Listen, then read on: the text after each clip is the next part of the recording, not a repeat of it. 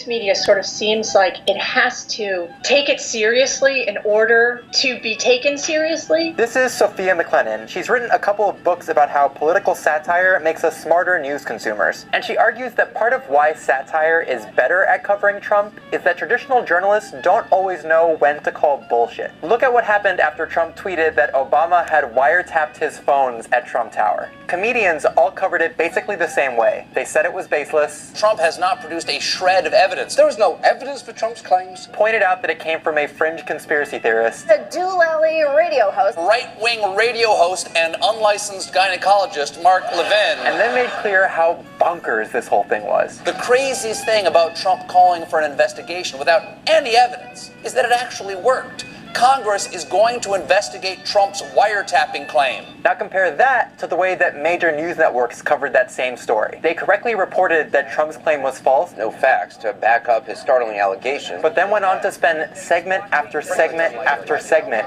hosting debates about it. But Jeffrey Lord, the facts. The guy's a professional liar. You don't have to touch me. They interviewed intelligence experts and government officials. What did you think when you first heard about it? They argued with paid Trump supporters about basic reality. Andre, read the story. That's not what it said. Which would be included in the definition of wiretap. That's not what he said. Those stories said It is, Maggie, no, it is not. They spent hours fixating on whether there might be evidence at some point down the road, maybe, that shows Trump wasn't just making it up. Look, I think he is going off of information that he's seen that has led him to believe that this is a very real potential. And if it is, if this happened, If.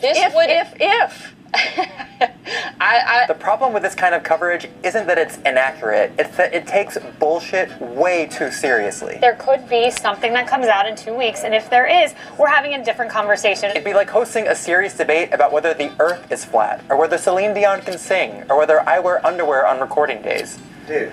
It gets really hot in here. And research shows that this kind of coverage rots our brains. When we watch these kinds of he said, she said debates, we're less likely to think that we can figure out the truth. We get disillusioned, our brains check out. And this can happen even when a news outlet tells you one side is wrong. The mere repetition of rumors and falsehoods makes audiences more likely to see those things as credible. I don't think that he owes them an apology. I think what we need is an investigation. And the inability to separate real stories from bullshit means news networks have less time to focus on things that actually affect people's lives. Which is why, while 24-hour news networks fill their airtime with screaming matches, much shorter comedy shows have found time to do in-depth storytelling about things like net neutrality and state legislative battles. Remember a year ago we told you about a rape kit bill that was blocked? Here's the rest of that story. But this is bigger than debunking any one conspiracy theory. Satire is powerful because it trains your brain to be skeptical, to think critically about what politicians are saying. He's using your words when you use the words and he uses